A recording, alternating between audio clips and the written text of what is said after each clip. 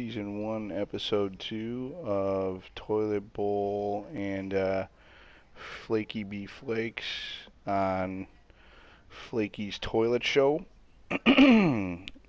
where stupid is entertaining and entertainment is stupid. So, Yep. welcome back. Tonight we're in a little bit of a different location, inside of a club. Got a lot going on, so hopefully, Gay Tony here. Of course, we all know that's not PC, but yeah, Tony's here, and he may chime in from time to time. We'll see how that goes. He's a guest appearance for our Halloween extravaganza. Um, but yeah, let's hope we can make this an enjoyable episode. So yeah, so Flaky, how was your Halloween, man? Happy Halloween.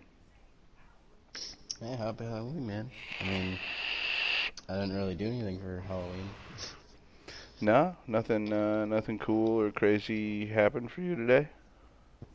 No, not really. I mean, other than nearly breaking my vape, but that was scary.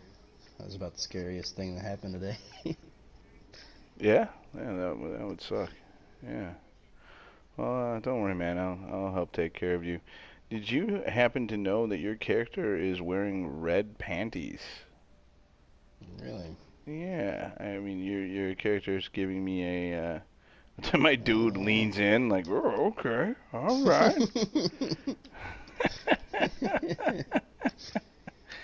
Okay, Ah, cool. yeah, shit, look at that.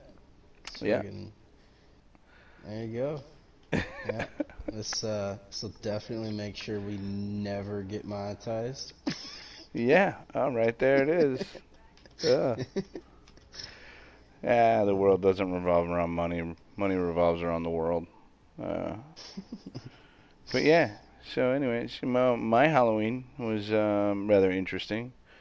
Um, I'm from Wisconsin, and I woke up this morning to a couple inches of snow. Not a big deal. I was actually more excited than anything to have a little snow on the ground. But I I was out and about this morning bright and early, but before 7 a.m. and I got rear-ended at an intersection today. So Oh um, shit. yeah, I was pretty excited about that. It didn't ruin my day by any means. I don't let things like that even have power over me. But yeah, so the ass end of my car's all fucked up now. Um, but yeah, I Oh, guess dude. I know I enjoy. Luckily, the young lady who hit me, who was very sweet, had insurance, so it'll be taken care of here soon. I hope. We'll see how that all goes. No, yeah, I hope it works out, man. That's always just a shitty ordeal. Oh But yeah, yeah. I mean, yeah, there was, dude. We had. I was wondering if you'd gotten any snow, cause yeah, we got about 5 or 6 inches. And my car was covered this morning when I went out. Oh Um, yeah. yeah, and like all of our drivers at work were sticking around for a couple extra hours to let the road get cleared up, and there was I heard traffic was backed up uh, right across the bridge in Wisconsin. Um, Apparently there was a big pile up just across over there. No, it's just Uh, just stupid how yeah, it's people forget how to drive in snow. You know. yeah, yeah. Like, oh, we got to stop, 50 feet early. That's right. Right. Mm, It's so stupid, man. I mean, yeah, it really is. okay, I drive a Subaru. It's all-wheel drive. It was wintertime. I went and got new tires. Like I've lived here almost my whole life. I know what it's like. I know what to be ready for. I know what's gonna happen. We have Yeah, two different falls before we have winter, and then winter. Anything that's weak dies. Doesn't matter what it is, and then yeah, and then we end up with a little bit of a spring, and then it's winter again, and it's like it takes 2 days of nice weather for fucking people to forget how to drive in snow, Yeah. man. And it wasn't even a lot. It wasn't even slick out. That's what pisses me off. Is this young lady who ran me? Her tires were freaking bald, man. Like I mean, Yeah, yeah. you I'm know, glad that I took care of. I really needed new tires. I took care of it a few weeks back here. I do need to I need to get all new brakes, like bad. But I was kind of I don't have the money to do that right now because I need like all new brake pads, brake rotors. I need the whole fucking deal. And I was hoping to wait another paycheck to do it. But Mother Nature said, "Fuck you." nice. But I know, um, I I've just been using just downshifting. If you know how to drive a car, you can get around no problem. It's Right. easy enough. I just downshift it, slow yourself down, just take it slow, man. You don't need to be a fucking idiot. All right. On my way to work, some fucking jackass in a Jeep came out of this place that was like a block from my work, and I had to slow down because he came out, slid halfway into the other lane, and then slid back to the other side, and then slid again before he fucking got himself going straight. And I Really. just, yeah, and I'm just like, dude, seriously? Like, seriously, man? Like, Yeah, man. come on. People just got to get themselves prepared with what's coming in the areas of the world that have all this beautiful weather happening. And I know like finances are a thing for some people, but you live where you choose to. You can choose to move, and of course it's finances as well. But it's not yourself that you're putting at risk. It's everyone else too. And that's the thing. It's fucking crazy. But I see Shots is in the chat. He said, "Hey, we should talk about games and not actually play games." Yeah, we do play games, Shots. In fact, I play games with you. But I do appreciate you joining the stream with us today. It means a lot. Um, but yeah, talking about that, we should talk on some games. And I had a pretty good conversation with a couple of young bucks today, and one of them brought something to light to me. Is we got about a week, man, and Death Stranding is finally here. Yep. That's freaking awesome. I'm super stoked about that. I mean, I've been waiting for so long to get any little information I can get about the story in this game. I mean, it obviously looks awesome. That's what's building all the hype behind it, and it's a Kojima game. And I think this is one of the first times where he's been let loose, where he's working for himself. He's pretty much free to do whatever he wants, unrestricted. Yeah.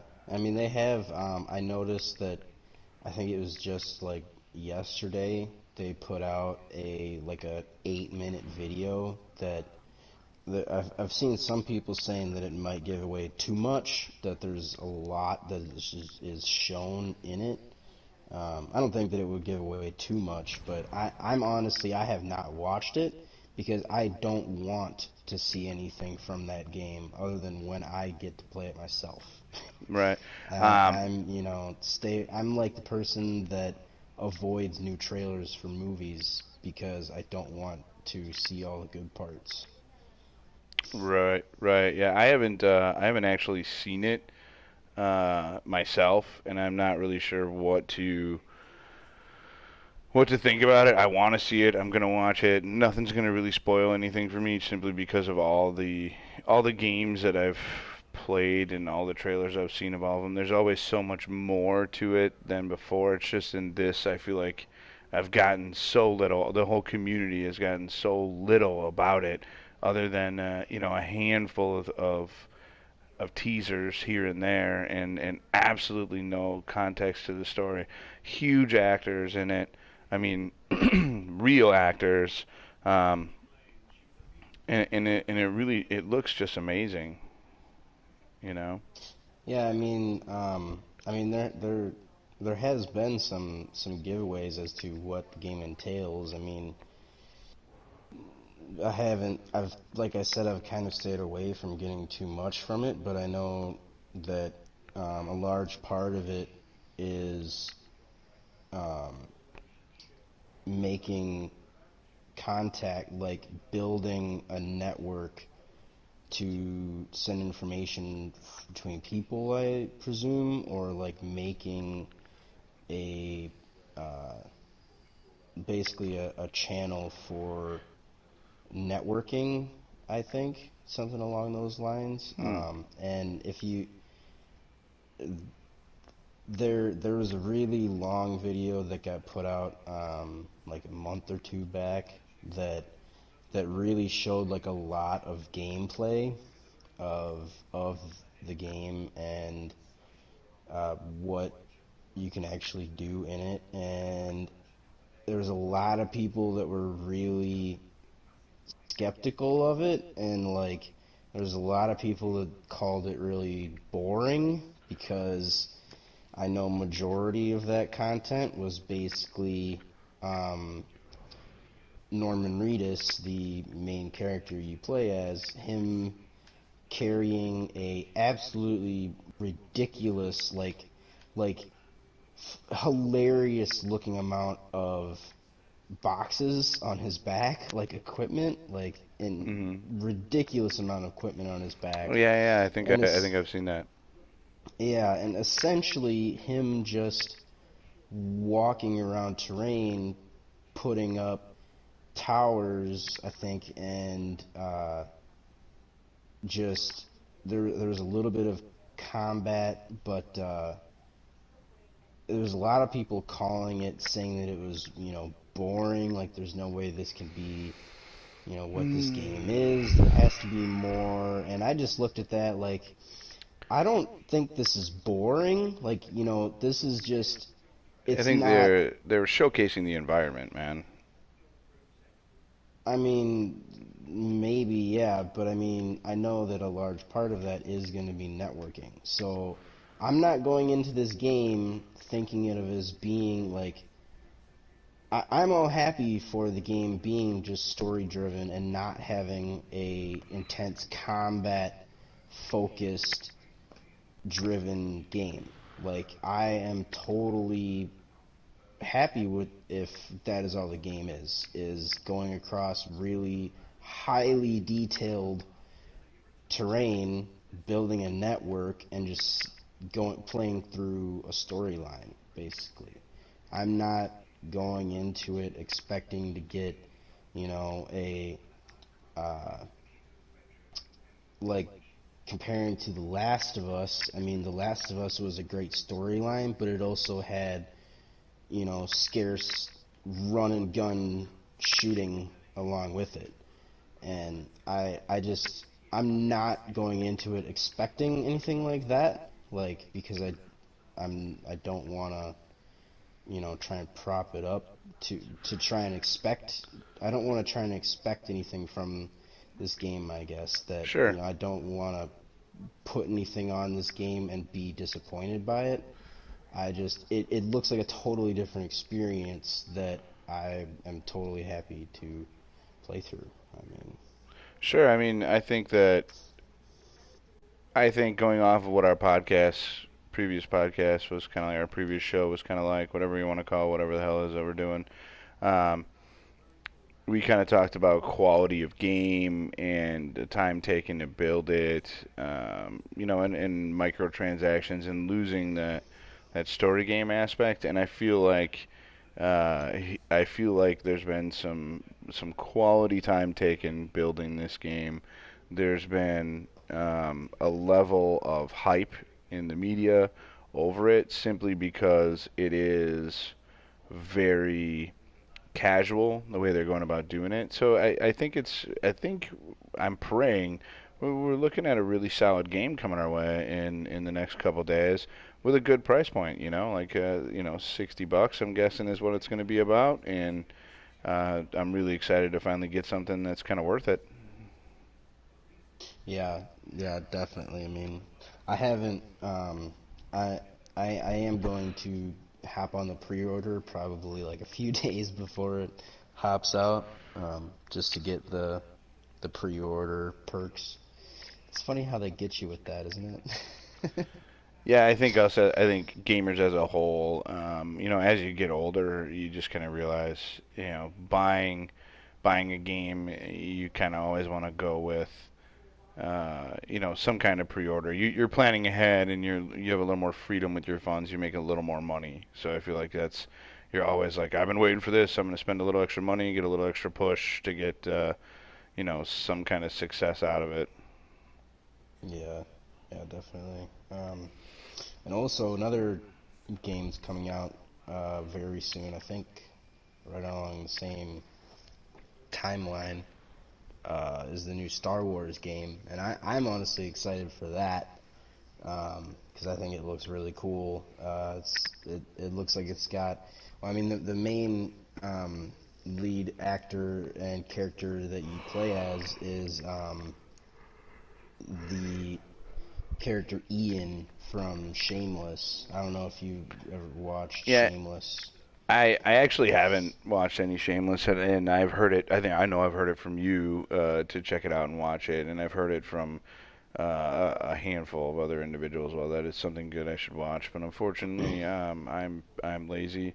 I have kids. When I have time alone, there's things that I want to do, and most of the time it's some kind of gaming or movie. You know what I mean? That's where Oh my energy yeah, goes. yeah. It's definitely it's time consuming to watch TV shows, man. There's too many. Yeah. There's just too many of them. But yeah, it is definitely like that's one of the greatest. It's one of the best well-written shows there is, and it's extremely like there's so much in that this like goes past the boundaries. Because I mean it's Showtime, so there's nudity, there's sex, there's all kinds of shit that it's not dumbed down for television's sake. It's all out there. Oh, that's um, cool. Those are the things I like. I like nudity, and I like I like things to be a little crazy. yeah, dude, that is what Shameless is. It's Well, that's great. shameless. But also, I mean, like uh, aspects of that game of how it's being built is there's a little bit of gameplay shown of combat, and it looks like it's sort of taking not from the Dark Souls gameplay style of like short movement, like not short movement, but like the Dark Souls being set up where you have like your bonfires and you go through like the boss areas and like getting through these extremely difficult uh, battles to barely make any progress. I've tried playing Dark Souls so many times, I cannot get into it. I say that right now. It's very time consuming to play to get through Dark Souls, but the combat that is going to be in the new Star Wars looks like it's straight taken from Dark Souls, where it's not just stand in front of a guy and hit him enough times, like there's no consequences for getting hit, really, where a lot of hack and slash games are, where like you can just stand in one spot and take damage from something, but you can constantly hit the whole time, so it doesn't hinder you to you don't have to pay attention to your enemy's attacks, basically. But Dark Souls and games So like wait a that have minute, always wait a put an minute. What emphasis on what you're that. saying is it's like Heavenly Sword on the PlayStation 3? Where your character just stands there. You can set the controller down and be surrounded by dudes, and your character will stand there and just block everything constantly. No, no, no, no, no. It's not like that. Is what I'm saying. Where like Oh, you have to. Dark Souls games have always put an emphasis on paying attention to when your enemy attacks and avoiding those attacks and counterattacking and or uh, parrying where you block at the just the moment before you're about to get hit. So uh, it's very um, it's very difficult, I guess. Like you have to pay attention to your enemy. You can't just stand and swing. ah, Which that looks cool for the combat aspect, but it's not Dark Souls in the way where it's um, this like very difficult uh, game where you are going through like hordes of enemies that um, well, not hordes of enemies, but it's Dark Souls always made it so difficult to make any progress because you could literally die just by turning a corner. But this has that type of combat, but in a story-driven aspect. And it also looks like it has a lot of things taken from Uncharted, like the Uncharted type series with terrain, like traversing terrain, like there's some wall running it looks like, and like parkour style aspects. But it's Star Wars, and with Dark Souls combat, it literally looks like a lot of fun. oh, cool. Yeah, I haven't really looked into it a whole lot to be honest with you. I believe this is gonna sound horrible coming from someone who calls themselves a gamer. I believe I played Dark Souls, and I believe I also revisited it when it was free at some point from the PlayStation Network. Um, Hmm. and yeah, it was all right. It was kind of one of those cartoony games. It reminded me of that game that Jack Black was a part of, uh, Brutal something. Um,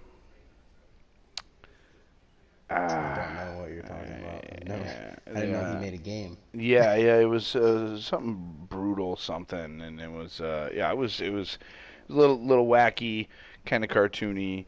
Um, but it was a stupid game. Obviously, it didn't gain a whole lot of ground because you haven't heard of it. But yeah, it kind of Maybe I brought think you that might back be to me. confusing it with Darksiders. Maybe if you're saying cartoony, Yeah, maybe that's what I'm because doing. Dark Souls is definitely not cartoony. Okay. Yeah, maybe that's what I'm doing then. So Because uh, what was like what was the start to the game like? Like was there a I class I system I don't or even remember. Yeah, I oh couldn't even tell you off the top of my head um, at all. To be honest with you.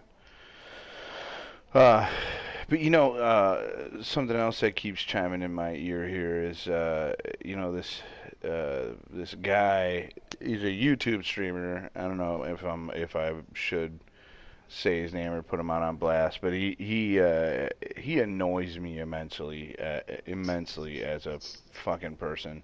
The you sound of might know his who you're talking yeah about. yeah the sound of his voice just fucking kills me. And he's completely monetized. His videos are made to the all the specifications for being monetized. He's he's got ads in all of his videos every 2 minutes and 30 seconds. The max amount of ads. And this dingus has all these followers, and this guy even followed me on Instagram for God knows what reason. I have no information for this guy, and even if I did know anything, I have no reason to share it with him.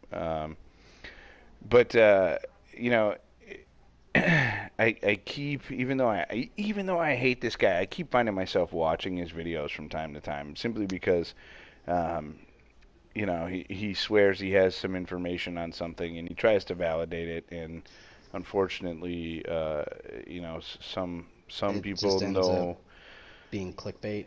Yeah, it's always just trash. You know, the first 3 minutes of him is his introduction, and then he talks about what his video is going to have in it, and then he, you know, some content is that he has may be legit from leaks, and he may do some references and so on, and that's fine.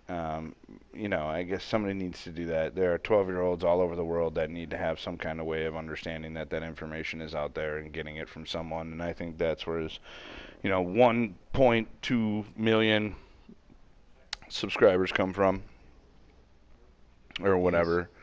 But I yeah, mean, he's winning on the subscriber numbers. I'm winning.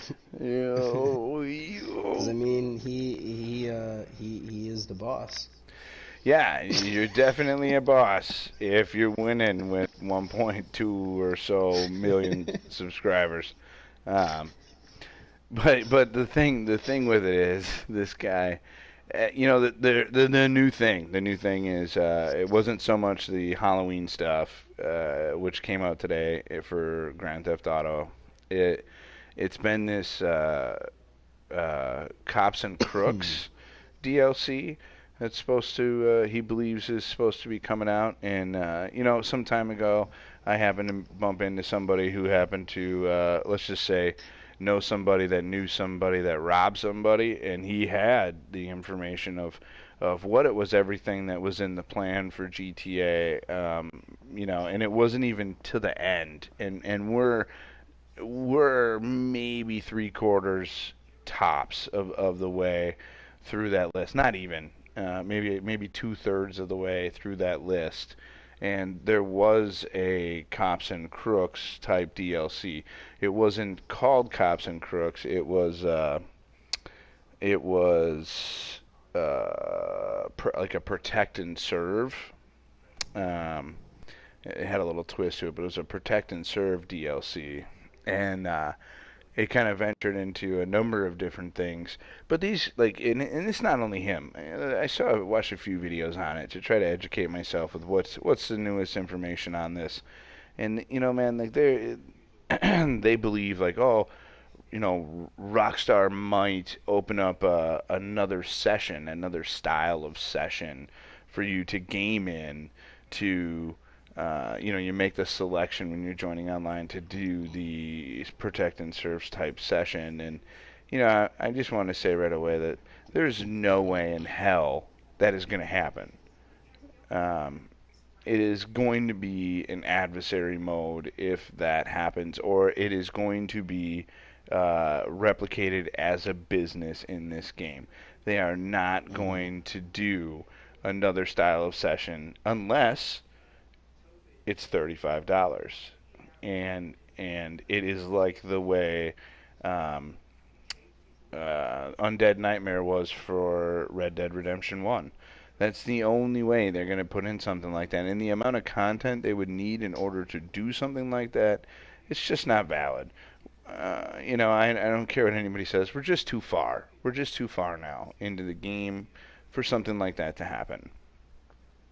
You know, I, Dude, you know what I just popped in my head? I'm sorry to interrupt you. no, you didn't interrupt me, man. That's the You point of the said show. you have the DJ music really quiet, right? Yes, I do. This video might get pulled because of YouTube's whole fucking music thing going on now, and those are real um, songs. Maybe. Dude, so many people are getting videos pulled for that shit, man. I'm telling you. Like, Huh. I didn't even think of that when we started. Well, I'll adjust that real quick here. I mean, it might not get, you know, because we're not really monetized largely, it might not get noticed right away, but it still could. I mean, because they're cracking down on that so hard. Oh yeah, no, it's cool. It's cool. Yeah, totally. I just realized that.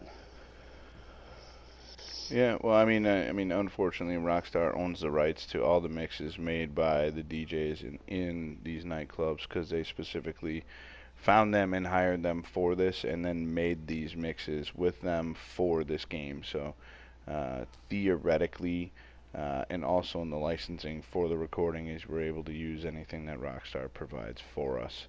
And I've had videos in the past that did get pulled for music that between us wasn't from Rockstar, but I did fire in the license agreement to YouTube saying that I could use that stuff, and then they re-let it go through on me. But I did lie, cheat, and steal to make that happen. Um, Well, I but know yeah, that if you no, play it's a, the television channels, it'll bring it down. The what is that about? what is what about? If you watch the TV channels in the game, it'll pull your video.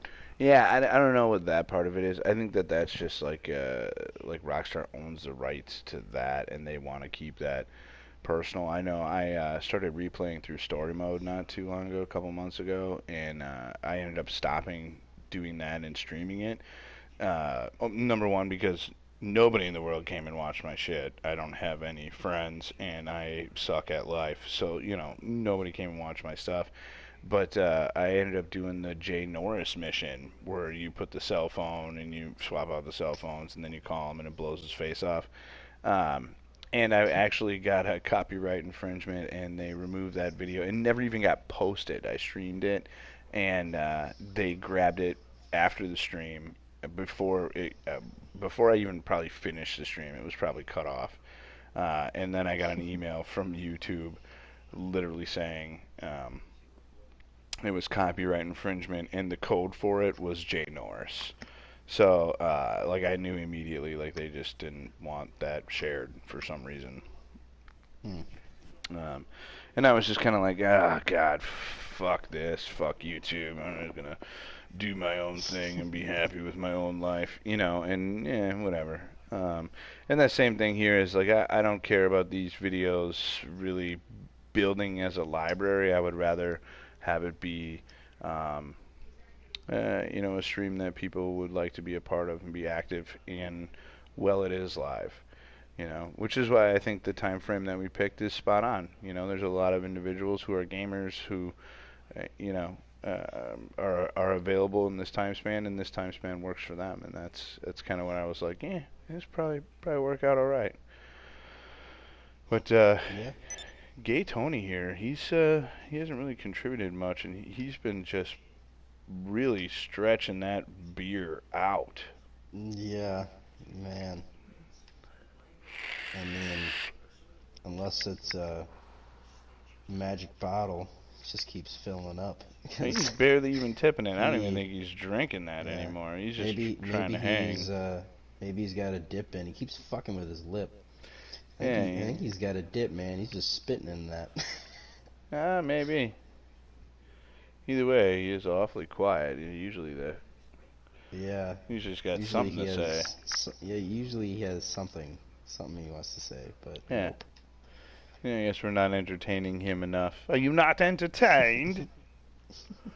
Um, but yeah, I don't know. I mean, uh, yeah, it's a slippery slope when it comes to like YouTube as a total. Um, I really, really love the Rockstar editor. I love the ability to do those types of things, building videos, taking cool imagery, sharing that, and being proud of it. And that's strictly what my Instagram was about. And I surprisingly picked up a lot of followers on my Instagram in a very short period of time, like 1,200 in like 3 weeks. Um, so I was very, very surprised by that, and I thought it was really cool. And I even dove in a little bit to like The Last of Us. There was a kind of like a camera feature that I discovered in that. Need for Speed Payback has a camera feature in it that's all fucked up. But it was still cool to kind of catch that. They had some really neat features in it, but like the filters and that type of stuff, just it didn't really work right.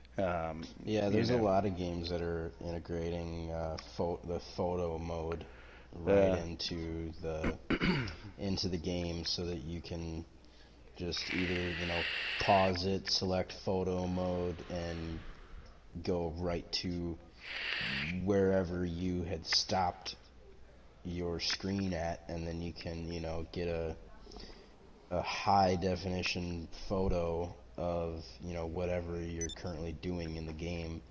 And yeah, there's so many games that have utilized that because developers realize that people like taking pictures. Right. Yeah. Yeah, no, and it's pretty cool. I know it's neat when you, especially with an online game, when you're playing with a bunch of friends, to take some cool images and share them with those people. If you have a skill set or are trying to build a skill set behind that, people really appreciate seeing their avatars, their characters, doing cool shit. And you Right. know, that's what kind of motivated me behind it in the beginning, and now I'm just a narcissistic piece of shit, and I just think I'm better at it than everybody else. Yeah. Yeah, I actually they had that they had photo mode in in Assassin's Creed Origins. Um, and they also had an Odyssey, but Odyssey kind of just went way off the Assassin's Creed line of what Assassin's Creed even is, so I kind of stopped playing it because I wasn't really interested anymore. But anyways, I really liked how it was integrated in Assassin's Creed Origins because you could actually see it would kind of filter out between like like ones that were posted that day or like highest rated ones that people had seen and liked. But basically, you could pull up photo mode, adjust your camera, and take your picture, and then you could whatever screenshot you took, it would then get posted to the community, and you would then see that, like when I pulled up my map, there would be icons of other people's screenshots just right there for me to select, and then it would show me the image they took on my map. But it wasn't just like everyone that played the game all the time because there would be way too many icons on your screen. So like I said, I'm not sure Sure. how they worked it out, but it was It was probably like top either viewed or yeah, most because recent. you could hit like a like button basically. There was just like Oh a yeah, thing yeah. to hit that you liked this photo. Sure, sure. Yeah, in Need for Speed Payback, it's something kind of similar to that. It doesn't show up on the map, but if you submit an image that you take of your car, it gets you take an image, it gets submitted right away to whatever, or you can choose to have it submitted, and people get to like it. They get to vote on it, and you can change the settings as to what you're viewing when you go in to view them as to most recent, most popular. And then even like favorite individuals, people who do it regularly, and then see their libraries of stuff that they've submitted it, or even follow those individuals. And I dabbled in that a little bit, and I'm a car guy, but I'll be honest with you, you can only kind of take so much, and the content is it's cars on land, you know. Uh, Yeah. it's not that there's only so much you can do, but it's kind of yeah, you get what I'm getting at. Blah, you know. Um, Yeah, definitely. so talking about like Need for Speed and photo stuff, we got a new Need for Speed coming. It's coming fast. It's like in November 11th, I think. I could have that date wrong, but I think it's something like that. Um, and it looks pretty neat. From my first interpretation of it, it looked like you can get your character out of the car. You can build your own avatar. You can dress your avatar. There's lots of name brand stuff, haircuts. I even think there's facial piercings and stuff that you can do in your character, including tattoos. Which I mean, that's I don't know if they did a good job or not. The game hasn't been released, and I'm not cool enough to be able to, beta test or alpha test anything. Period, because nobody gives a shit about my opinion, um, and I don't have the time to do it anyways. But Yeah. that for me is a huge step in the right direction for any game out there. Giving me the ability to personalize my avatar and get my avatar out of whatever the stationary environment originally is, for like Need for Speed in that scenario. It's you were always stuck in that car. You just couldn't get out of that car, and it just drove me nuts. You know, I mean, you and I have played Need for Speed together, and you're like, dude, check out my car, and I have to like literally park on top of you to even get a camera angle that's worthy enough to, get a spectrum of it, and in games like GTA, it's much different. You're like, hey, check out my car, and I can get out of my car and walk around your car and put a flashlight on it, and be like, dude, I really like this, I really like that. And even get in the car with you as we're driving around, like, and get a full 360 view as I pan my camera around it. Those are really great ways that I really enjoy being able to enjoy vehicles that are, whether they're real or not, in the terms of the reality we live in. But it's neat just to see. I like when people put work into stuff and make things that they're proud of, especially when it comes to vehicles. Everyone has a different perception, and everyone has a different result, even though it's the same canvas, and I think that's pretty cool. Yeah, man. I mean, it it definitely gives like a better aspect to, like, I guess, sort of like a role play, thing where you can actually, like you're saying, take your character out of the car and, have actually see your guy getting in and out of a vehicle. Like, it Hmm. gives that little bit of um, feeling Personality. more like, yeah, personality to it, exactly. Hmm. But I know I've expressed to you my fear of that game, of what's gonna happen with Oh it. yeah, I we're mean, gonna dive back into it, and I'm gonna get all angry. But yeah, the microtransactions, right? yeah, Um, EA bad. yeah, you know, I mean, the companies out there that need a swift kick in the balls with a golf shoe, EA Games, fuck you. Come out with the same game every year and just change jerseys. You can do that in an update. You can lick my ass. I'll never buy any of your games. Ubisoft, Activision, uh, Treyarch. Actually, Treyarch might be saved if Activision fully took over all that crap. I stopped paying attention once microtransactions became a thing, so maybe I'm wrong on that one. Um, Epic Games. I'm not far from Epic Games. I'm not located very far from Epic Games, and you're not either, Flakey. You're just on Oh, the really? other side of them. Yeah, they're based out of Madison, Wisconsin, or at least they have a base out of Madison, Wisconsin. They have over 4,800 employees there, from what I was told locally. Um, Hmm. and the thing that kills me about it, um, is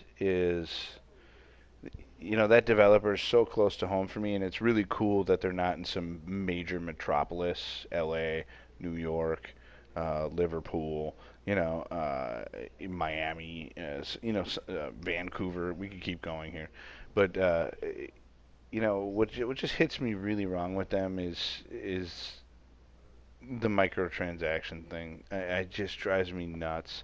I vented today to some guys about, yeah, well, why buy a $60 game if I got to spend 200 other dollars on it just to be able to fucking play the damn thing, and be successful at it. Yeah, and I don't know. I feel like the community is voicing it to other individuals in the community, like I am right now, but nobody's going directly to them and literally being like, "What are you doing? You're a disgrace to the freaking industry, man. You're a disgrace to the history of what video gaming is. Stop being this money hungry. You don't need to be this money hungry. You can re-release content in another form, in another fashion. That's what video games have been. That's why there's a protagonist in every video game. Not every. There's a protagonist in a lot of video games that is a person. All they do is tell a different story. You can do that in anything. We could have Mario, uh, you know, in an Uncharted game, and guess what? That's a new game. just because you're playing as Mario. And guess what? People will be like, "Holy shit, this is so cool! I'm gonna play this." I mean, I dig hard on Lego. I find Lego funny. It's an easy target for me to make fun of adults who enjoy those games. And I'll keep it real with you. They're not bad games. They're pretty fun games actually, especially with Oh like yeah. co-op and stuff. They're pretty cool. But let's leave that topic sit for a second and let's just bring up Grand Theft Auto. Lego and Grand Theft Auto, they said, hey, you know what? What's the difference with us doing whatever we've been doing? We should do something that's kind of in that category of Grand Theft Auto. And believe it or not, they came out with Lego City Underground.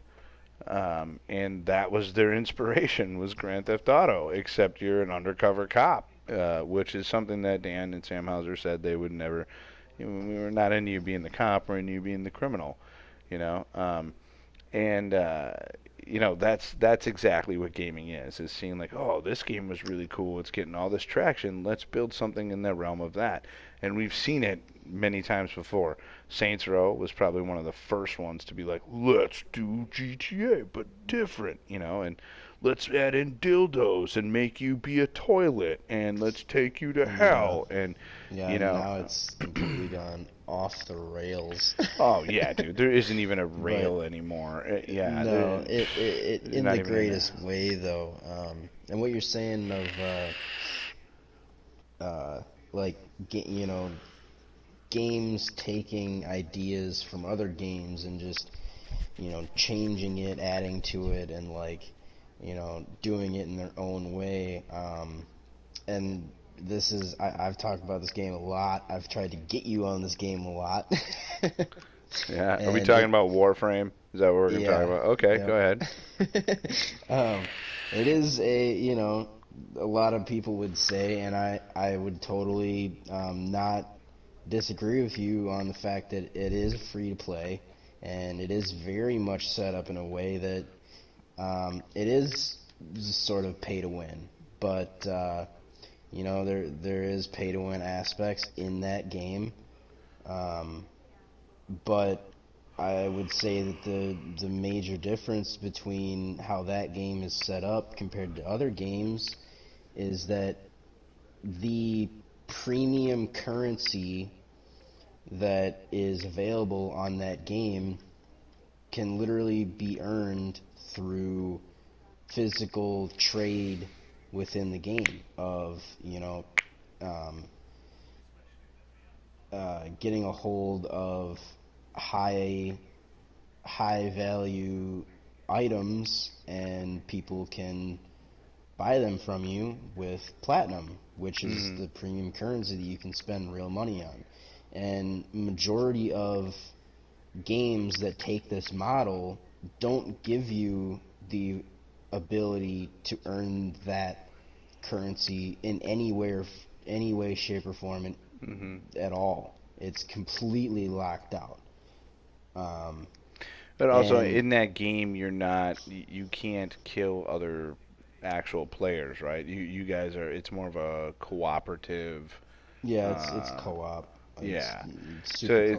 it's not like I go and get a payday at the casino by getting a blackjack. I make $1,000, throw it in my bank account, go home, spend $600 on that game, and now I'm boss in every section I go in.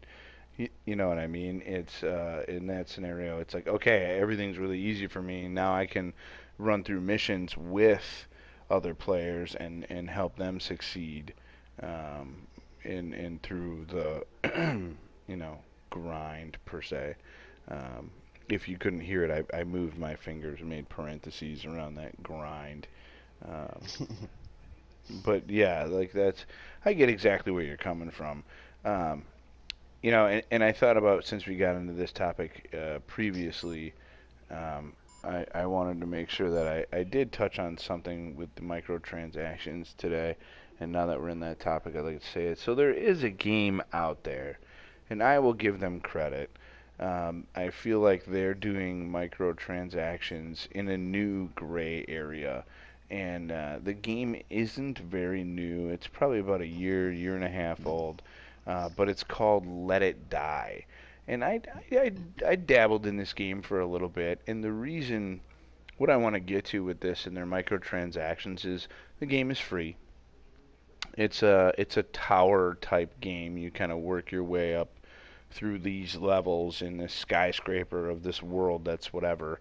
And you rank your character up and you get your better weapons as you're going through it all, and you build your home base. You can attack other people's home bases, but when your character dies, if your character ever dies, you lose that character forever. And you can have up to 12 characters that you essentially play as, possess, and play as. And you can pick and choose which ones you want for each level. But once that character dies, it's gone. Unless you have these tokens that you can only get through microtransactions. Now, that part I don't like. But what I like about it is you don't have to do that. You have 12 other characters, and you can still get to that same level in this skyscraper that you were at before. And the thing is your character that died there is then possessed and is there. You have to fight your character, and it is the rank that it was. So if you had a rank 50 character, you ended up dying. And you grabbed, okay, well, my next rank character is a 32. Now I got to go up there. You have to beat your rank 50 character, which is now possessed, and still complete the level. Um, and not only that, anyone who you were friends with on the console that you were playing on, whether it's PC, PlayStation, Xbox, if you are friends with them, anyone else who's playing that game, if they die on that level, their character is sitting there waiting for you as well, and their character still holds their gamer tag above their head. And I thought that was pretty cool. I thought that was pretty neat. I think I played that game for a total of maybe like 4 or 5 times in a 2 week span, and I thought it was really neat. A really neat premises, really outside the box, a really different way to kind of get these microtransactions in place. But overall, uh, I hate microtransactions. There could have Mhm. been another system implemented, but that game was free, and the way that they made their money was by this piddly little microtransactions, and they were not expensive. It ranged anywhere from like 1.99 to like $20. There wasn't like a $99.99 fucking vault or jumbo jet full of coins and gold bars and shit you can buy like on all these freaking mobile games Right. out there. Which that just blows my mind. Like why make that an option? I swear to God, if in the next 10 years I see a mobile game and there's a $1,000 option, I'm literally going to look in the small print. I'm going to find that fucking developer. I'm going to go there, and there's going to be huge problems where I end up in jail. You know, but yeah, again, I'm going off on a rant. I don't have a ton of energy tonight, so my rants are somewhat mild because it is Halloween and I have kids and my day's been very long and I got into an accident today and it's been a very long day. Um, but yeah, I don't know, and I wouldn't be afraid to dabble in that game again. I thought it was very well made. I forgot who made it. I think it's just kind of like some one-off indie type place, but it was enjoyable. It was neat. It was fun. It was very different, and kudos to them for trying. And I hope that they came out ahead in that because it was definitely different. I think I even got you to dabble in that for a minute. Yeah, I remember when you like had gotten into that and you tried. Uh, you told me about it, and I tried playing it for a little bit, and I do like the idea of that game, and like what you're saying.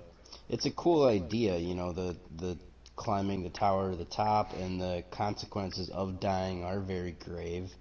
But I just I couldn't get over how outdated it felt to me. Right. Yeah. I Well, and that's where I get to like the whole thing of it being indie, an indie type game. Yeah, You it, know. it's an indie free game, but it's a hack and slash game where you're it's all melee as far as I know. I don't know if there was any guns in that. I never saw Yeah, any. yeah, there were guns in Um, it. I think. I don't know. Maybe. okay. Well, yeah. To me, like when I was playing that, I had compared like I was trying to compare like hack and slash games like that, sort of to like Devil May Cry type games, and I think I even had said this to you that my comparison is that Devil May Cry on PlayStation 2 had more fluent combat. But that was back then. That was a full developer, full AAA at the time. That had so many people behind it making it. So I mean, it was understandable that it had a little bit more fluency to it. Oh, And sure. that's my thing in games. Is I like fast, quick movement, things that feel good, feel nice, and I just couldn't get over the fact of it feeling so clunky to me. But I mean, Sure. everything is subjective. Everything is, what you like in the game, really. Right. Yeah, I can't find a mobile game in the world that I like, that I find Yeah, I mean, enjoyable. how Like could you? I just, I honestly like I wish there was something that I could take a shit and play and be happy about. Um, I but mean, there the just only isn't. ones that I don't really play mobile games anymore, but the only ones that I really did get into back then are puzzle games, where it's like there's a game called I think it's called Unblock Me or something, where Huh. it's literally the simplest thing where you're literally just trying to move a block from one side of this box to another, and it there's this you're trying to move a block across this box, and there's a whole bunch of other blocks inside of that box that you have to arrange and move out of the way in a certain way to get the block to the other side. So it's literally just strategy. There's no microtransactions in that. It's just moving shit around, and that was my taking a shit game, or really, I mean, that was in the middle of school with my head down. That was what I'd play. Oh, okay. Cool. But super simple concept. Yeah. Huh. All right. Well, maybe I'll have to take a peek into that and see how that is. Um, so our time is pretty much up for our stream tonight. Give you some information on our next stream. So we will not be streaming again until Sunday. We do have someone who would like to join us on Sunday's stream. Old Dirty Curtis is going to stop in and join us. He's got a few topics he really thinks are really pissing him off. I don't think we've really dabbled in anything that he has for us, but I think it's going to be a great show. He's a really great guy, and I'm excited to get him in here. So I think it'll be pretty cool. So that'll be then Sunday evening. And yeah, I guess thanks to anyone who's participating with us, even you shots. And Flakey, you got anything to say before we call her quits tonight? um I mean, I could I did want to spout off about Fallout 76 again, but I didn't realize we'd run out of time so quick. That's all right. We got another day or two, and we'll have plenty of times to spout off about it. But yeah, unless you want to fire off something here real quick. um well, I guess I can. I kind of I already told you what had happened with it in the past, about this, and I'm sure this is old news to anybody that follows Fallout 76 or cares about the Fallout series. They came out with a Fallout First subscription service that is totally fucking people in the ass. It's $13 a month, which is outrageous. That is more than a Netflix account, which Netflix can get you thousands of shows. They make their own shows now. It's, well worth buying, more worth buying Netflix than it is What is Fallout this? What is this 76. service for Fallout? What is it? What does it do? What does it It get provide you with? it gives you access to private servers. It gives you an outfit. It gives you a stash box. And I know there's a few other things. Oh, and it gives you, you get like 1,300 of the premium currency every month, which that is not worth the amount of money you spend on it. Okay. But So it's the really just a fact, bunch of crap, and it's probably an yeah, auto pay. it's a bunch of crap. Yeah, and it's an auto pay. So really, what they're doing is they're hoping a bunch of people buy into it and then forget they bought into it, and even after the game's not hmm even available, and the next gens have come out and everyone's moved on to other things, they forget that they're paying this $13 a month, and they do it for the next 25 years. Essentially. Or you can spend $100 and get a year's worth. Yeah, see, we're just getting into pissing me off. Um, Yep. But you want to know what's really, just really, phew. So they do this subscription service, and you know all these things you're supposedly supposed to get for it. The private worlds, the extra storage space with the stash box or whatever the fuck they called it. Well, obviously there's always going to be people that buy this shit, and of course there was. But when this came out and people bought it, um, turns out those private worlds are not exactly private.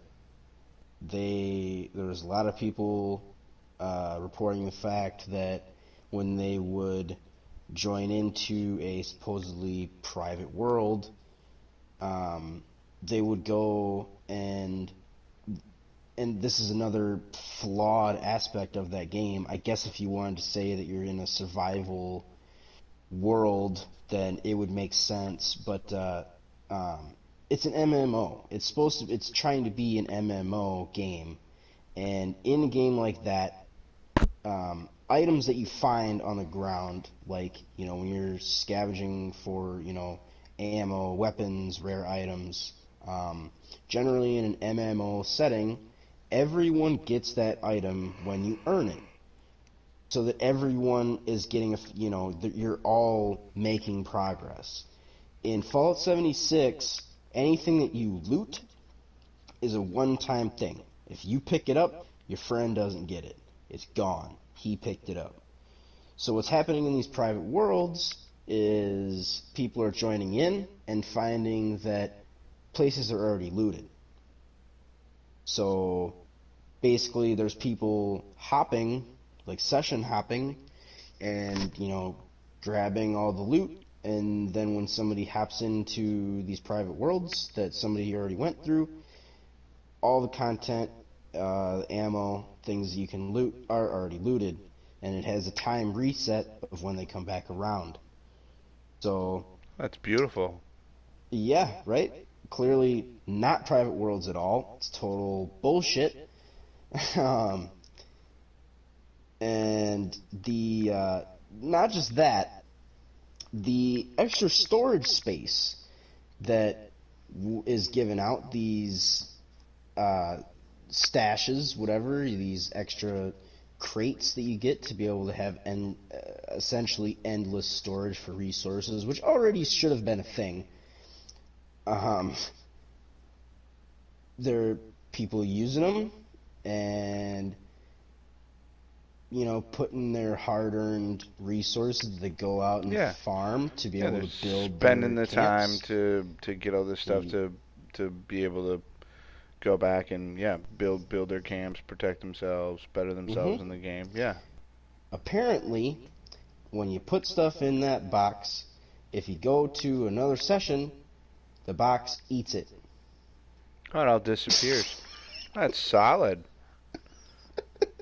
So it doesn't even matter. It's totally irrelevant. So the whole Yep, thing's just a sham, dude. just It's an just. absolute.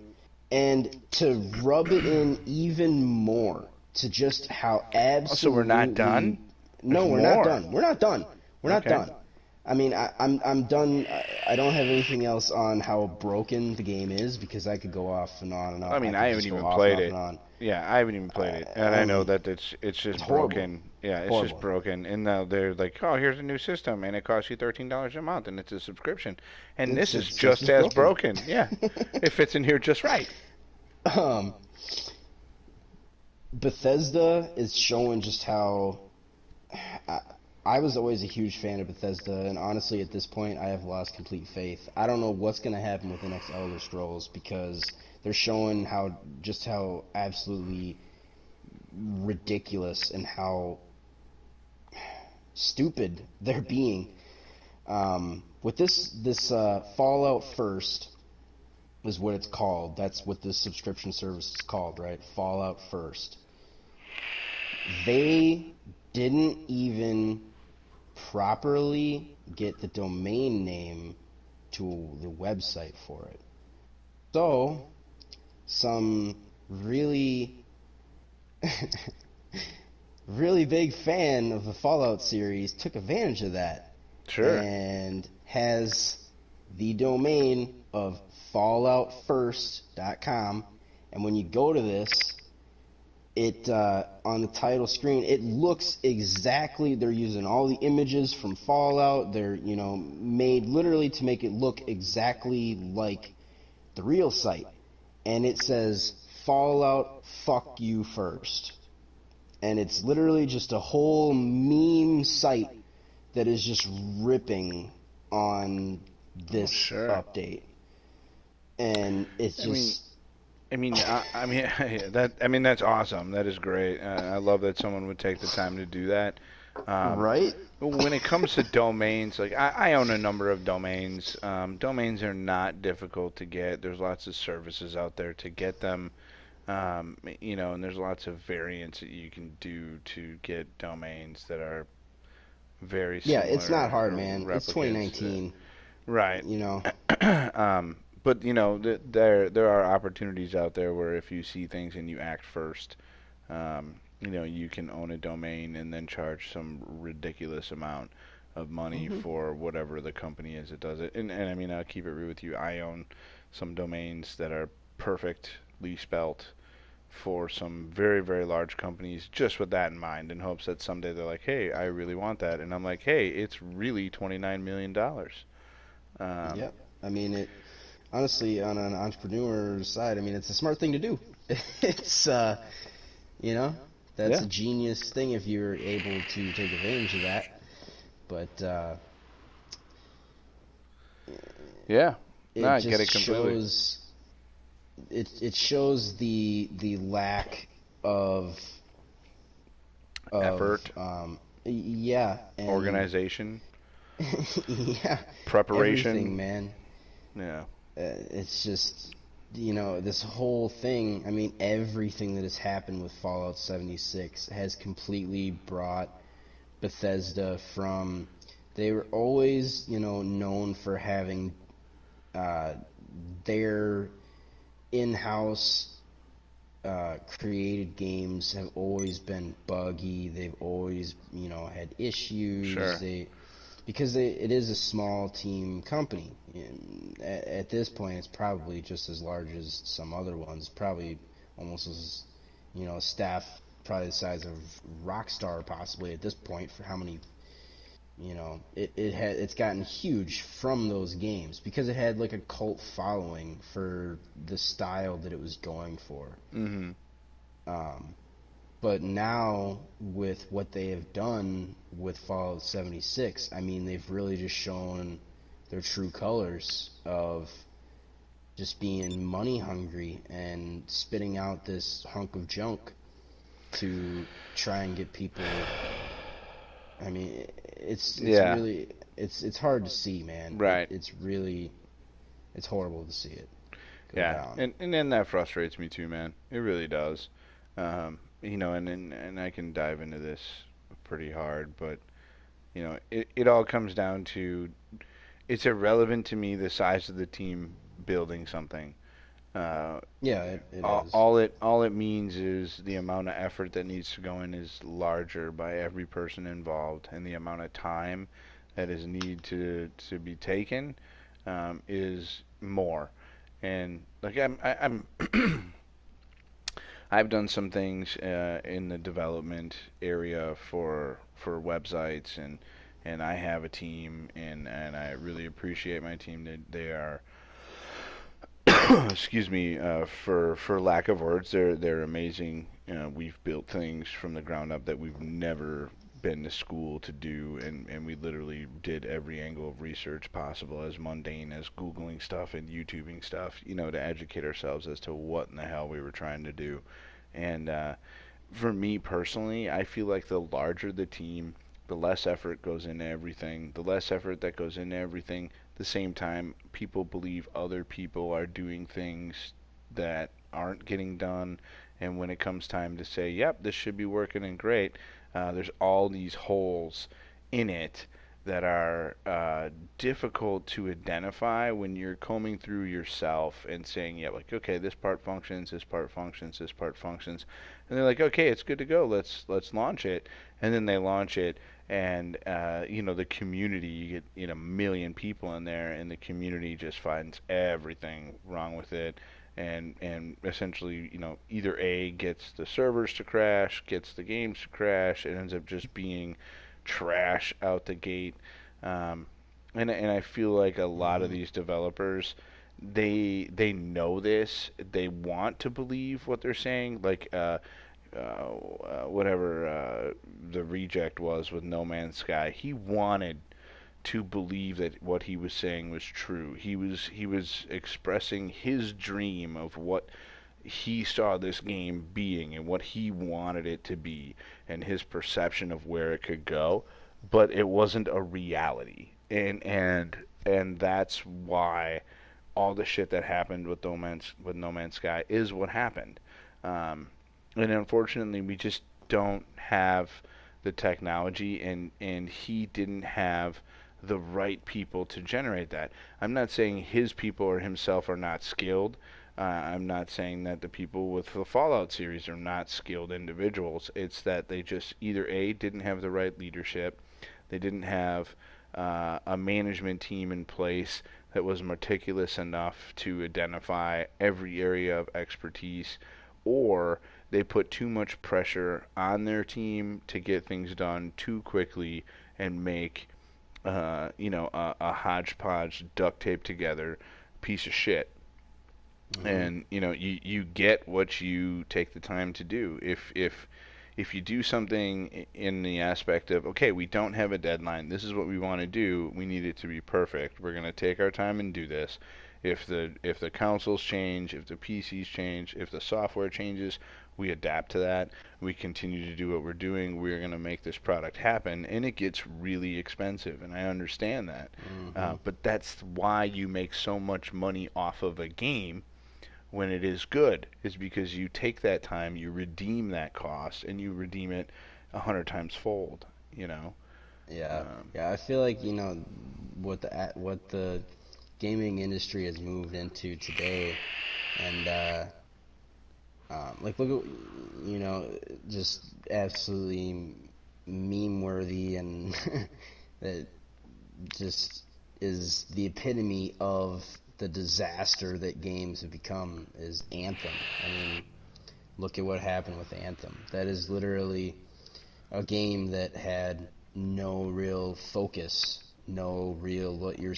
When you were talking yeah. about No Man's Sky, I wanted to say, are you talking about Anthem? You sure you're not talking about Anthem? Because that's Right. literally, that was something that, you know, had a vision. The guy that, you know, the leader on the development team of that, probably had this great vision of this game, but wasn't able to drive it in this way or come up with, a solid idea of what the game was going to be, really. Right. Like, and it ended up just literally becoming, I don't know if you have read the article that basically described the development process of that game. But essentially, when that game was shown at E3, the the the really famous gameplay that was shown several years ago now, that where like the guy jumps off a pad, and he like goes flying down through this old wreckage and is flying through like a jungle and goes diving into the water, and you see all this wildlife, and it looked awesome, right? Like it looks so cool, and literally that was held together, like that E3 showing. Apparently everyone that made that together was like biting their nails because it was held together with fucking duct tape and silly putty, man. Like that was literally all the game had at that point. Was literally that mission that was shown. That was the entire game. I mean, that was all they had to show. Wow. And that was when that was shown. I think it was like a year and a half before the game was released. I mean, that alone tells you just how absolutely broken it was gonna be. And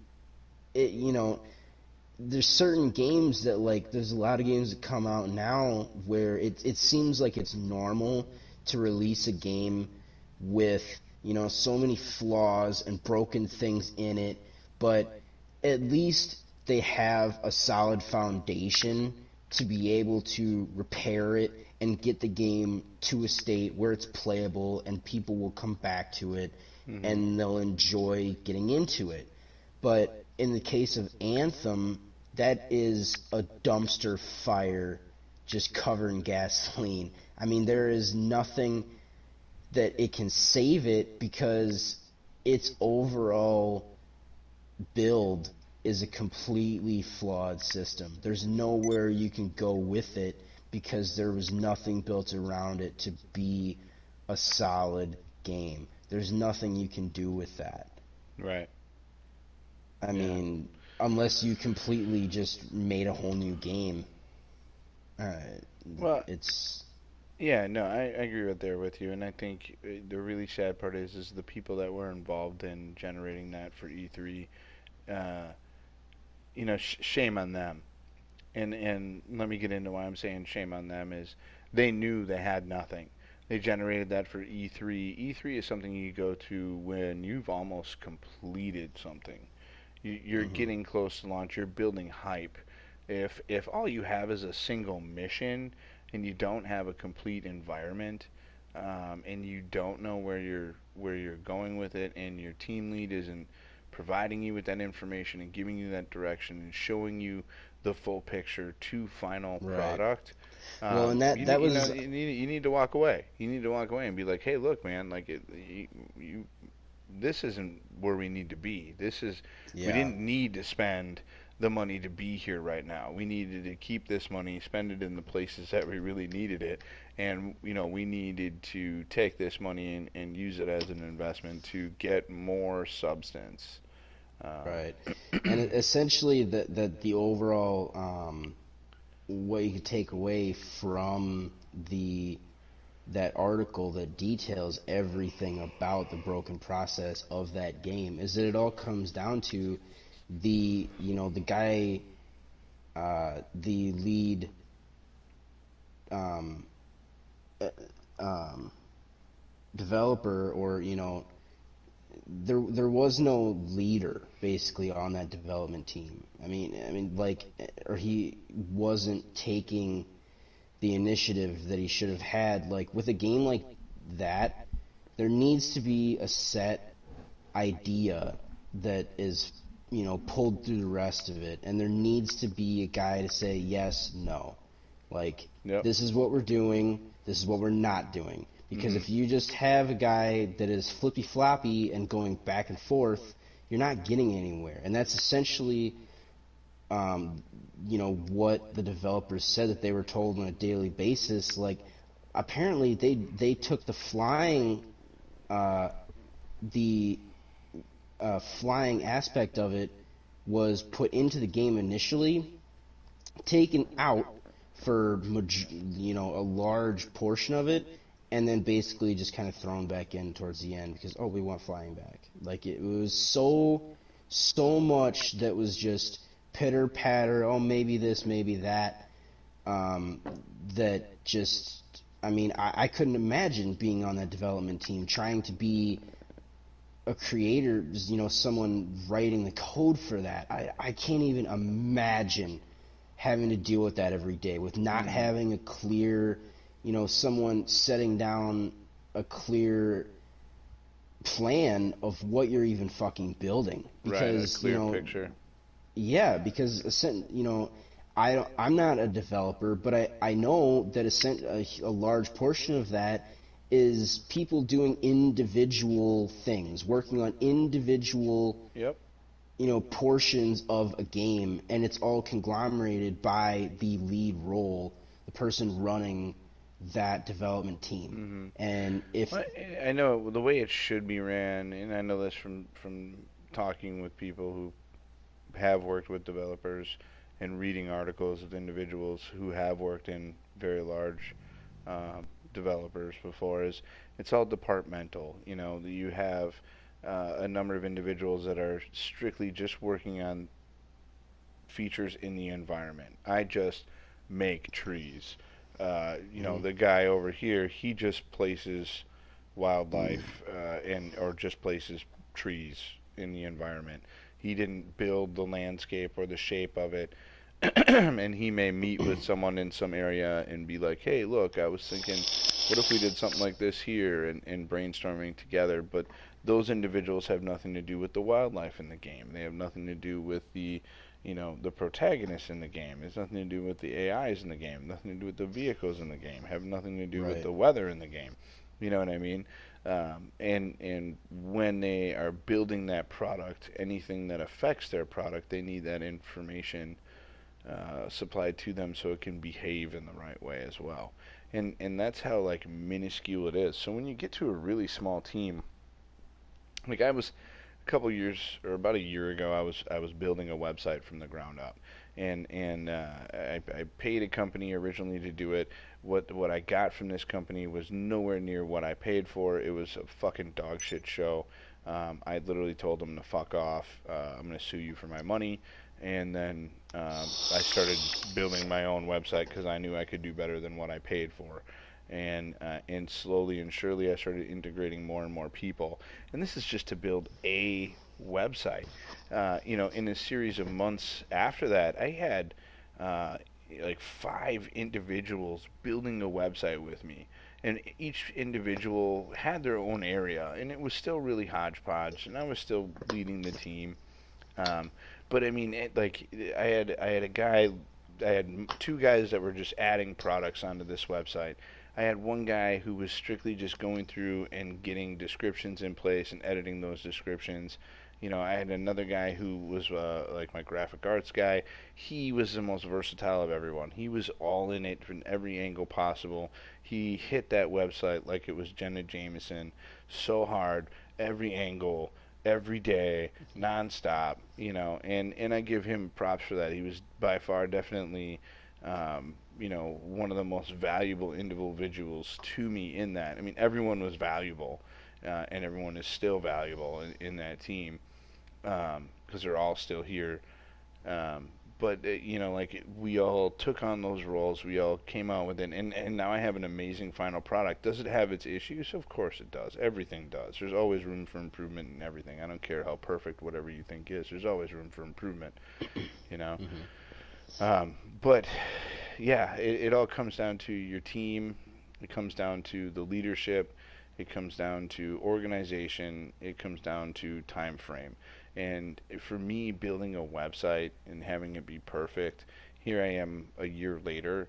The website's up and it's running, but there's huge amounts of improvement that need to be made. And it's great. It stands its ground against some of the best websites in the same industry, international industry, and that's great. I'm really really proud of that because I built that with a team that had never built any of that before, but it took me quite some time. and I'm happy with that. I'm happy that it took that amount of time because that means that we made sure, double checked, triple checked everything that, hey, this is the best that I can make this happen right now. There may be something in the future that will make this better or different, but as of right now, this is the best we can do. And that's also a base of communication, and I feel like a Right. lot of these places are really jacked up when it comes to communication. And I think that in the gaming industry, a lot of that has to do with grandiosity and egos and narcissism. And where some individuals are like, do you know who I am? Do you know what I do? Do you know what I've been a part of? And for me as an individual, like, I don't give a fuck. We have a job to do. Are we doing this Hmm. job or are we tricking it off? Like, Yeah, and I know because um, like talking with you during that process, I know you were you were very stressed out during that time because it did require so much of your input, and I'm sure because your website is so well done and it came out in a great way because it was your vision and you put that in, for every step of the way. You were the one, I'm sure, making, this is what I want, this is what we're going to do. And like you said, you need a team to work it out in the way you want it to go, but in the end it was your vision, it was your idea, it was your final say with what happened with everything, you know. hmm Um, and I like compared to like a developer that made an absolute masterpiece. Uh, got the creators of God of War. What the hell, Santa Monica Studios. hmm Um, they like there's just a short little clip that I saw a YouTuber use before, which was in contrast to Anthem, like comparing to Anthem of the flawed development that game had. There's a bit from the lead on the team for that made God of War, where he is going through their graphic design, uh, and he's kind of like showing, he's like, these guys make all of this happen. These guys are why we were able to build this absolute masterpiece. He's like, I'm just the guy that goes less green, more blue. Right, yeah, and I don't know how to say this correctly, but yeah, I mean, at the helm of it, it's always your team. I'll name drop just because I'm a dumbass, but like I said before, my graphic arts guy Tyler, he's amazing. I wouldn't be anywhere I am right now if I didn't have him. You know, um, you know, I have another guy who now works in a different department, not because he did anything wrong, but because all of the people that I have working in this area are very versatile, and we are a team, and they're willing to take on any job role needed to help guarantee success. And Dylan is a little difficult to work with at times, but he is always willing to put in that effort. He might bitch about it. He might say he's gonna oh God, his life's a fuck show. I'm gonna throw a toaster in a bathtub. That's one of his favorite things he loves to say is "fuck my life."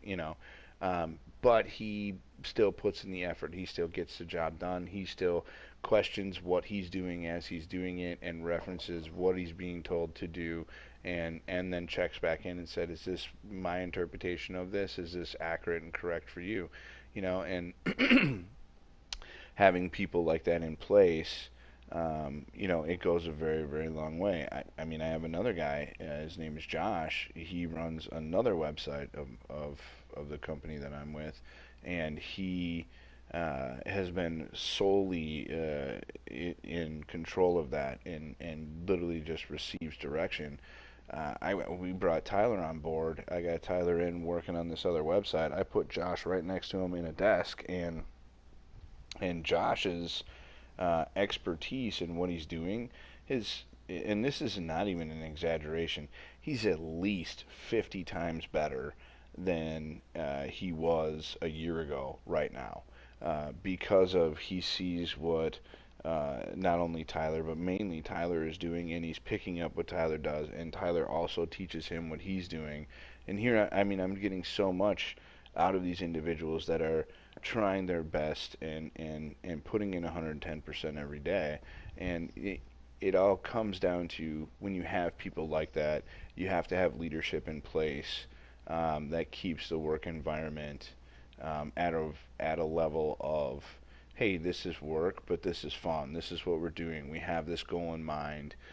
This is the vision. This is our goal, and it's not going to stop there until we run the world. And it doesn't matter what you're doing. That expression of "we run the world" in this is always there, and it should always be the goal, and you should always provide that vision to your people if you're at the helm. I can't do practically anything that those guys do. You know, I just can't. I don't have that education. I don't have that power. I don't have that literacy. But for me, what I do have is I do have the leadership, and I do have the ability to get people to see visions clearly, or at least clear enough to make these ideas that we have come to fruition. And each one of these individuals, they come to me with their ideas. They come to me with their hiccups. They come to me with the brick walls that show up, and we as a team tackle them, break down those walls, or re-navigate. And and that's all on communication, and that's all in leadership. And that's all where it all rides from. If you don't have those things, you don't have people that are willing to go above and beyond. I mean, I've had nights by myself that I'm at work. I go to work at 5 a.m. in the morning, and I'm there until midnight trying to get things done, trying to get things organized. And it's not because I have a time crunch. It's literally because I want to get this perfect. And if I leave now and come back tomorrow, I'm gonna end up having to start all over. So I gotta get this done, and that's my commitment. Well, I've had employees who are like, "Oh, well, you're staying? Well, I'm staying too. Then let's get this figured out." And been there with me till midnight, 1 o'clock in the morning, and we got there at 6, 7, 8 a.m. Um, and that's what happens when you build a team and you have people below you that not only believe in you, but find themselves as like, okay, this isn't a job, this is a project. How are we going to figure this out? This is what I'm dealing with right now. And that's back to the game industry. I'm sure there is a lot of that in the industry. I'm sure there's a lot of developers where the individuals are just incredible to work underneath, and the visions they have are insane. And you're just like, oh my God, I'm going to try so hard to make this real, because if I do it, it is going to be incredible. But to go back to the beginning of this, for someone who's in leadership to have these ideas and say, okay, we're going to do this, build me a mission, let's go to E3. I mean, you're 3, 4, 5, even 8 years ahead of the ball on that one. There's not even a cart. You're literally just running in front of your horse at that point. You know, it just didn't make any sense with Anthem for them to do that. And me personally, I mean, what's the point in trusting them ever again? You know, um, Yeah. and I won't. I kind of live life that way. If someone does me wrong once, that was it. You had your shot. You're just a dingus. If it was a mistake or there was some outside source that caused that to happen, and I see that and I understand it, that's a different scenario. But in this scenario, it was just straight stupidity. And I wish, excuse me, I wish what we are doing now, this whole live stream, I wish it was popular, and I wish that someone would hear me say this, and I wish that these individuals would hear how we're talking about it, so that they could try to rebuttal themselves and try to prove to us that they're not dumbasses. Um, because it's going to be a very, very hard feat. I don't feel like anything we're saying is a direct dig on them. It's just how it is. You know what I mean? And they got to be able to own those faults as individuals. I own my faults. I suck at life. Plain and simple. Yeah, yeah, I mean, anything that we have said, which comes where we're sound like we're tearing down these companies, um, uh, anything that that we have said, yeah, it's not saying that these things are irredeemable. It's there's no way you can come back from it like Bethesda. I mean, I really hope that Bethesda can come back from the mistakes they've made in the way that they've built things, and I hope that the developers on Anthem can step back and look at, okay, this wasn't good, Yeah, and and to learn. anybody that has created things recently that have just completely had the wrong vision and are not uh, done to the amount that they could be. Not done in the way that they could have been seen. Like it's really I hope that we can move to where they learn from their mistakes, and we Hmm. see them come back from that and make something that everyone can be proud of. Hmm. Because I don't want to lose faith in Bethesda, you know, mainly if we're talking about one in particular. Sure. I mean, Well, and I I think I what that comes down to is it comes down to, uh, somebody setting the industry straight. And I'm not saying that everyone in the industry is fucked. I'm just saying that, um, all right. So I'll say this. I'll say it this way. And if anyone ever watches this, it might upset them. But the difference between the iTunes store if you have an Apple phone and the Play Store if you have an Android is anyone can create an app, right? And Mhm. when you generate that app, you can place it on either of those or both of those. The problem that individuals have with it is when you go to put it on the iTunes store, Apple or whatever company is essentially taking control over the iTunes store.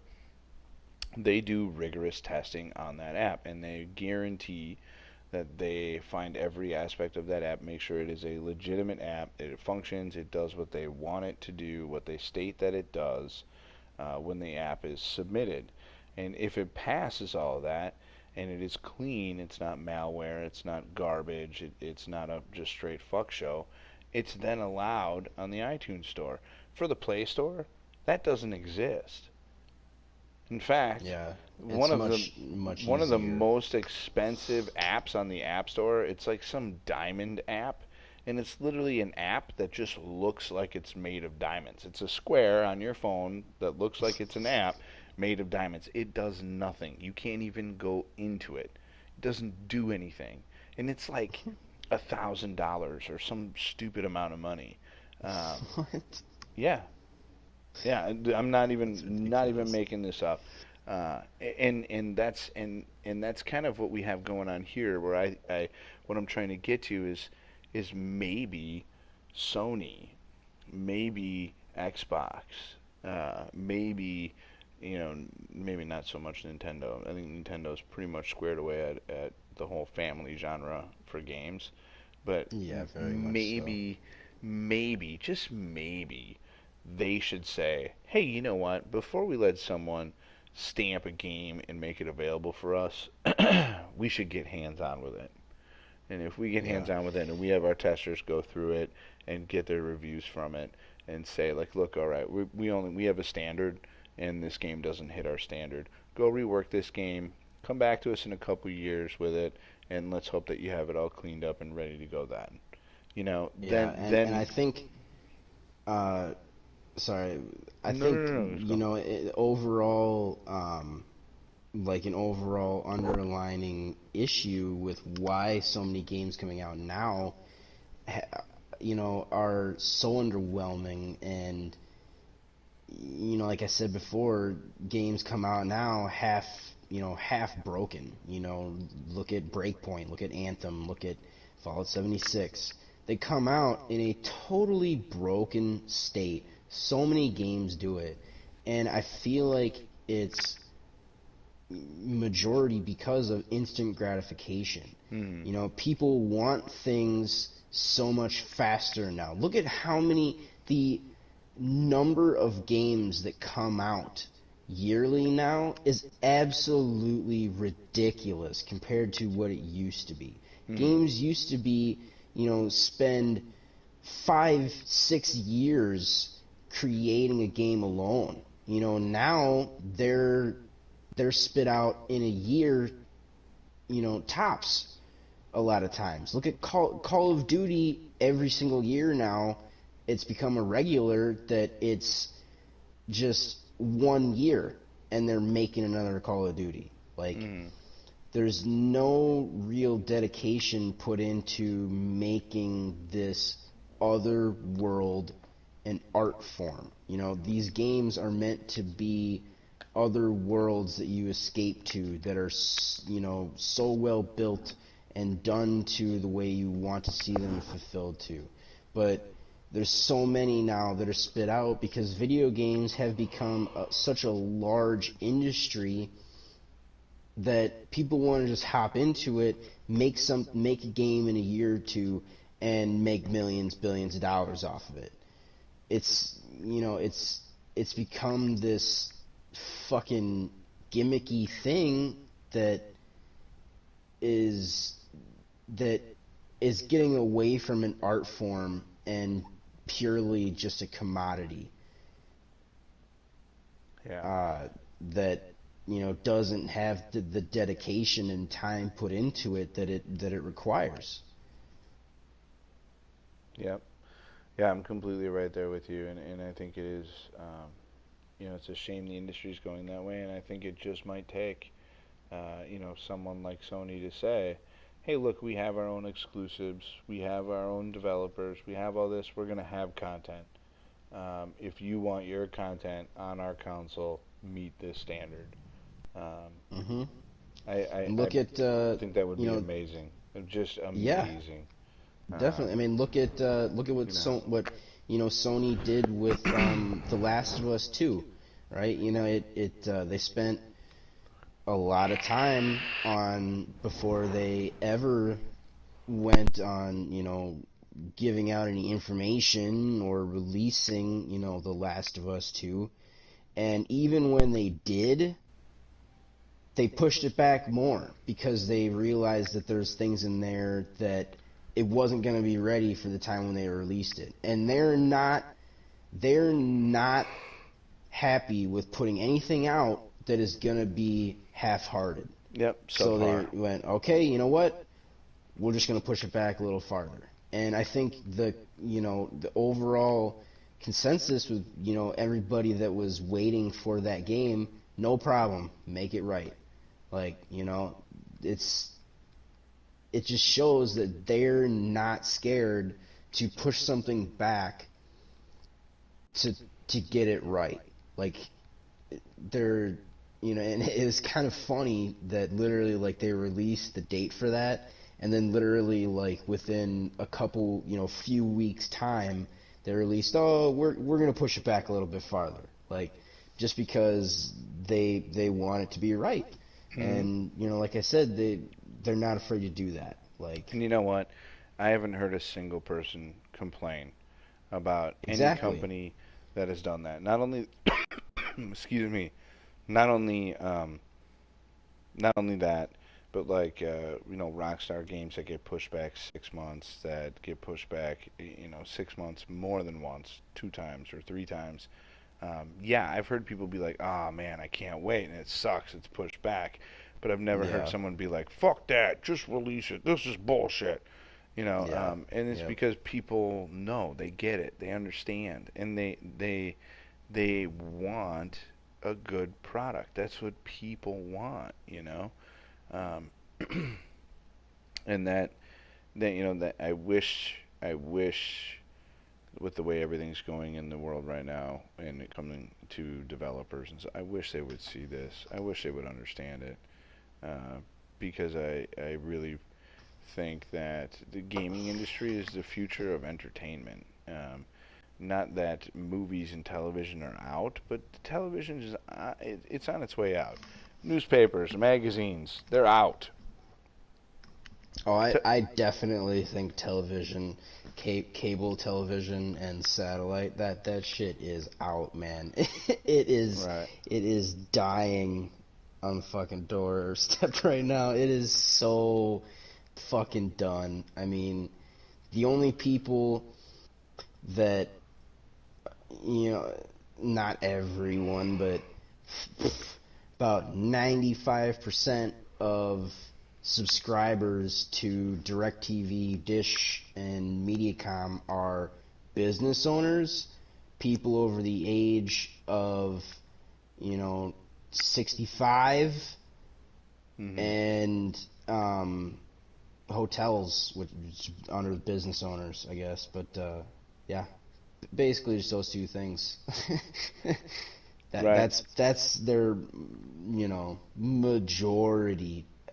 Definitely majority. I don't know what those numbers would be. I'm just, over exaggerating for the sake of it.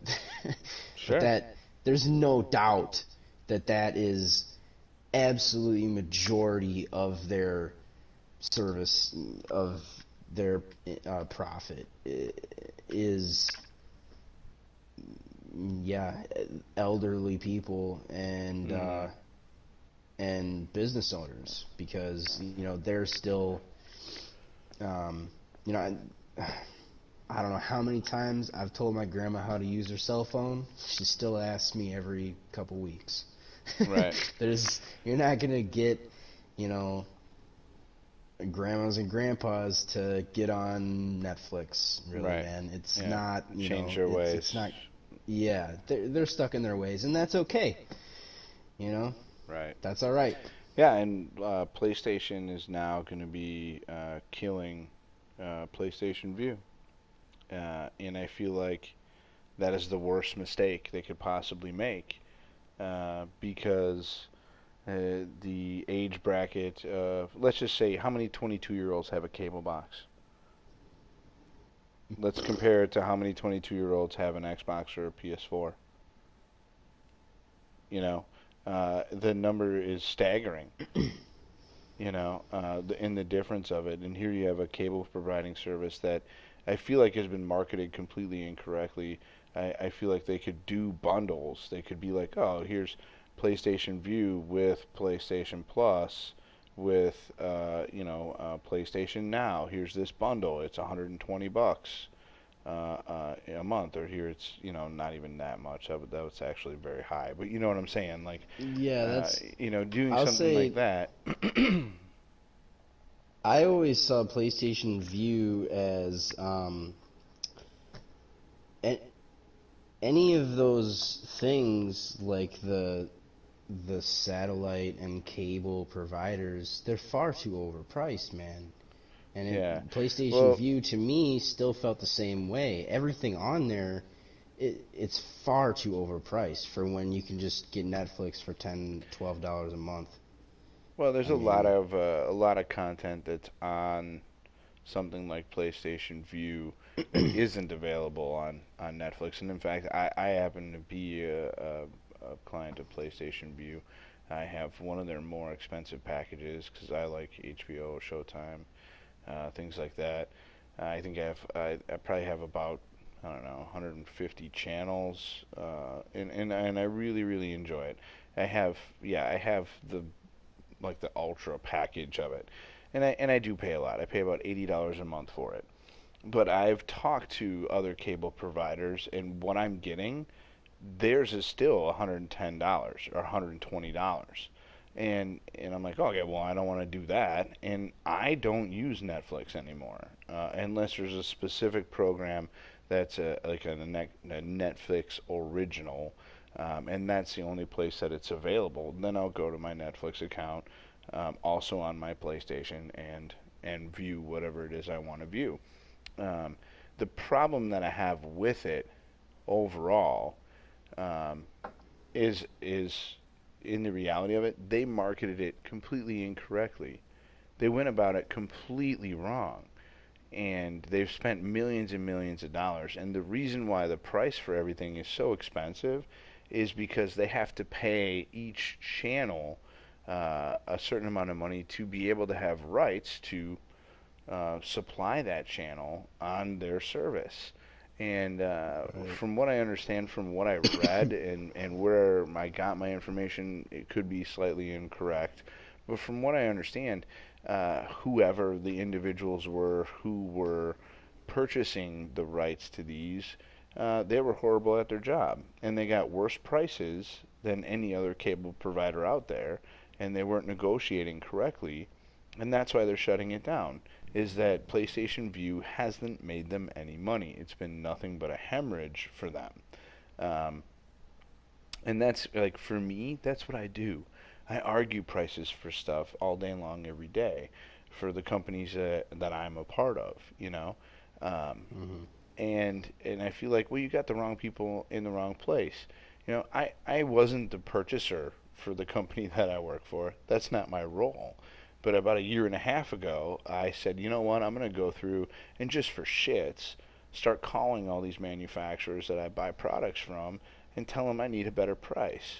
And I did that, and on every single product that I buy, every single one of them, I got a better price, quite a better Right. price, Well, and I saved myself hundreds of thousands of dollars from that point on. If we were looking at it annually, hundreds of thousands of dollars that next year buying that same product, those same products, at a far lesser price, generating me more profits at the same time.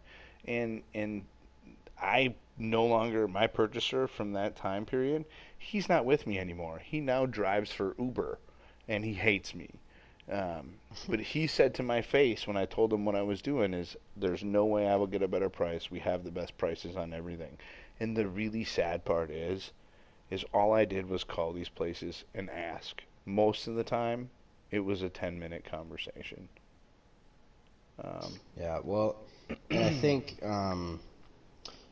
really the major difference between like the reason why cable and satellite are going down is because of the channels, like because of the TV channels and how they're ran is because you see Netflix and Hulu, they are literally their own production companies now. They produce and create their own shows independent of NBC, MSNBC, mhm. USA, Fox. They're not this thing that is made to be, public TV friendly because this they're their own thing. So it's very prevalent with Netflix is that they they just basically let content creators do what they want. They're not under this extremely strict guise and being, basically, having someone stand in behind them, telling them, no, don't do this, you can't do that, you can't do this. There's so much more freedom in those areas of television that you absolutely could not get away with in public television because it was, the censorship of it. And so much more today, like people are getting away from censorship. You know, it's the mask that, you know, TV cable providers have, you know, put up for all these years is breaking down. Like, Mhm. it's totally going away, and people are seeing that and, you know, realizing, well, it's a lot better when people are just able to express themselves in the way they want to and don't have to follow these strict guidelines, because we think that, you know, that showing these things are bad, when really, you know, no, people want to see these things. Like, people want to see the the fucking down and dirty that, you know, shows on these new services are able to get to. And that's really why, you know, TV channels are, you know, losing so much money, and, you know, radio. That's why podcasts are are fucking way more listened to than radio stations are now, because radio stations and TV channels, they're so scripted and fake, and podcasts and Netflix is real. I mean, it's, you know, what people want to make in their own ways. It's not following this stupid guideline that was put in, you know, how long ago. It's free. Right. Yeah, no, I agree with you completely. Well, hey, Flaky, we've gone over an entire hour. We've Yeah, we've I doubled exactly what we were aiming for. But uh, I do appreciate it. You know, at least it means that you know, you and I are at least getting caught up in the topics that we're talking about, even if no one else is, and that's great. I really yeah. appreciate that, and I enjoy it. Um, but yeah, we should definitely kill it for tonight and come back again on Sunday and do it all over again. Um, so yeah, again, old Dirty Curtis will be visiting us on Sunday. Hopefully, it won't end up being 2 hours for us on that day, but we'll see how it goes. We're gonna play it as it comes and improv everything that we have, and hopefully, we actually get some outside visitors that can chime in and help to, you know, direct the conversation for us, because that's exactly what we're looking for. But yeah, other than that, for anyone who either was watching or is watching, you are very much appreciated. We thank you very much for your time, and you know, we hope to see you again soon. So, with that being said, Flaky, you got anything to say as we cut out here, man? um, I don't know. I mean, yeah, basically everything you said, man. If anybody who did click on this and liked our, and by the way, we're both idiots. So, Yeah, yeah. At least you got it you right. know, this is our, you know, our own dumb opinions in our echo chamber world. That Yeah, this is just what we think on these things. You know, don't take it yeah. By too all much to means, heart. yeah. You We are know. definitely not professionals at anything. Um, so yeah, you're very very right, my man. But all right, well, I think Flaky's already out and gone on us. So all right, guys, we'll catch you again on Sunday, and yeah, keep it right and keep it tight, guys.